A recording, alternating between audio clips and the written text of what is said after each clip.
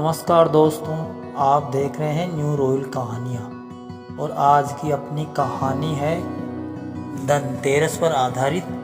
धनतेरस के पीछे कौन सी पौराणिक कथा है, इसी कहानी के बारे में हम आज। धनतेरस का त्यौहार दो शब्दों से बना है, धन और तेरस, यानी कि धन को 13 गुना करना। कार्तिक कृष्ण पक्ष की त्रयोदशी तारीख के दिन ये त्यौहार मनाया जाता है। इस दिन माँ लक्ष्मी, यम, धनवंतरी और कुबेर देवता की पूजा की जाती है। धनतेरस के पीछे कई पौराणिक कथाएं हैं। एक समय भगवान विष्णु मृत्यु लोक में विचरण करने के लिए आ रहे थे। लक्ष्मी जी ने भी साथ चलने का आग्रह किया। विष्णु जी बोले, यदि मैं जो बात कहूँ वैसे ही मानो तो चलो, नहीं तो आप यहीं रहो। लक्ष्मी जी ने स्वीकार किया और भगवान विष्णु लक्ष्मी जी सहित भूमंडल पर आए। कुछ देर बाद एक स्थान पर भगवान विष्णु लक्ष्मी से बोले, जब तक मैं न आऊं तुम यहाँ ठहरो, मैं दक्षिण दिशा की ओर जा रहा हूं, तुम उधर मत देखना। विष्णु जी के जाने पर लक्ष्मी जी को थोड़ा अचंभा हुआ कि आखिर दक्षिण दिशा में क्या है जो मुझे मना किया गया है, और भगवान स्वयं दक्षिण दिशा में क्यों गए हैं। कोई ना कोई रहस्य जरूर है। लक्ष्मी जी से रहा नहीं गया। जैसे ही भगवान ने राह पकड़ी वैसे ही माँ लक्ष्मी भी पीछे पीछे चल पड़ी। कुछ ही दूर पर सरसों का खेत दिखाई दिया। वह खूब खिला हुआ था, लहरा रहा था। वह इधर ही चली जा रही थी। सरसों की शोभा में वह मुग्ध हो गई और उनके फूल तोड़कर अपना श्रृंगार किया और आगे चली। आगे गन्ने का खेत खड़ा था। लक्ष्मी जी ने 4 गन्ने लिए और रस चूसने लगी। उसी क्षण विष्णु जी आए और ये देखकर लक्ष्मी जी पर नाराज होकर श्राप दिया, मैंने तुम्हें इधर आने को मना किया था पर तुम नहीं मानी, और ये किसान की चोरी का अपराध कर बैठी। अब तुम उस किसान की 12 वर्ष तक सेवा करो और इसे सजा के रूप में स्वीकार करो। ऐसा कहकर भगवान उन्हें छोड़कर क्षीर सागर में चले गए। लक्ष्मी किसान के घर रहने लगी। वह किसान अति दरिद्र था। लक्ष्मी जी ने किसान की पत्नी से कहा कि तुम स्नान कर पहले इस मेरी बनाई देवी लक्ष्मी का पूजन करो, फिर रसोई बनाना, तुम जो मांगोगी मिलेगा। किसान की पत्नी ने लक्ष्मी के आदेशानुसार ही किया। पूजा के प्रभाव और लक्ष्मी की कृपा से किसान का घर दूसरे दिन ही अन्न, धन, रत्न, स्वर्ण आदि से भर गया और लक्ष्मी से जगमग होने लगा। लक्ष्मी ने किसान को धन्य धान्य से परिपूर्ण कर दिया। किसान के 12 वर्ष बड़े आनंद से कट गए।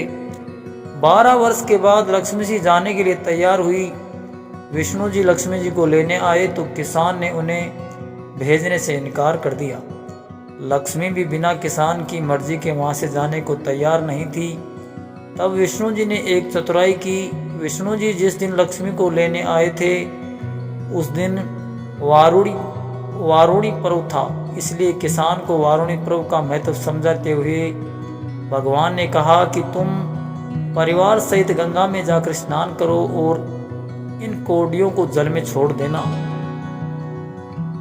जब तक तुम नहीं लौटोगे तब तक मैं लक्ष्मी को नहीं ले जाऊंगा। लक्ष्मी ने किसान को 4 कौड़ियां गंगा में बहाने के लिए दे दी।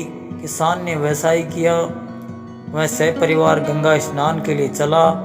जैसे ही उसने गंगा में कौड़ियां डाली वैसे ही 4 हाथ गंगा में से निकले और वे कौड़ियां ले ली। तब किसान को आश्चर्य हुआ कि वह तो कोई देवी है। तब किसान ने गंगा जी से पूछा कि हे माता, ये 4 भुजाएं किसकी हैं। गंगा जी बोली, हे किसान, ये चारों हाथ मेरे ही थे।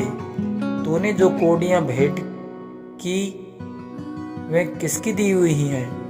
किसान ने कहा, मेरे घर पर जो स्त्री आई है उन्होंने ही दी हैं। इस पर गंगा जी बोली कि तुम्हारे घर जो स्त्री आई है वह साक्षात लक्ष्मी है और पुरुष विष्णु भगवान है। तुम लक्ष्मी को जाने मत देना, नहीं तो तुम पुनः निर्धन हो जाओगे। यह सुन किसान घर लौट आया वहाँ लक्ष्मी और विष्णु भगवान जाने की तैयारी में बैठे थे। किसान ने लक्ष्मी का आंचल पकड़ा और बोला, मैं तुम्हें नहीं जाने दूंगा।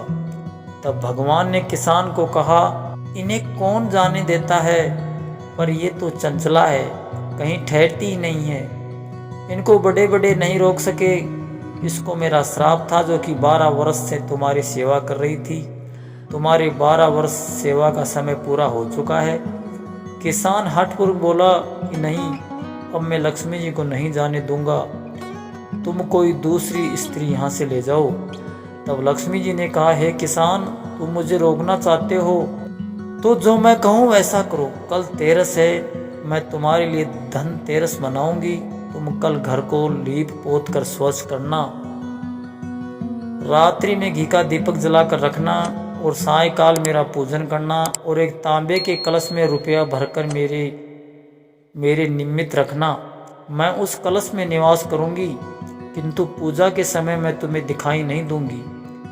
मैं इस दिन की पूजा करने से वर्ष भर तुम्हारे घर से नहीं जाऊंगी। मुझे रखना तो इसी तरह प्रतिवर्ष मेरी पूजा करना। यह कहकर मैं दीपकों के प्रकाश के साथ 10 दिशाओं में फैल गई और भगवान देखते ही रह गए। अगले दिन किसान और किसान की पत्नी ने घी का दीपक जलाकर जैसा लक्ष्मी जी ने बताया था वैसा ही किया और लक्ष्मी जी को अपने घर में हमेशा हमेशा के लिए रख लिया। किसान हमेशा अमीरी बना रहा, कभी निर्धन नहीं हुआ। आशा करता हूँ आपको ये छोटी सी कहानी पसंद आई होगी। अगर पसंद आई तो लाइक शेयर, चैनल पर पहली बार आए हो तो चैनल को सब्सक्राइब जरूर करें। धन्यवाद।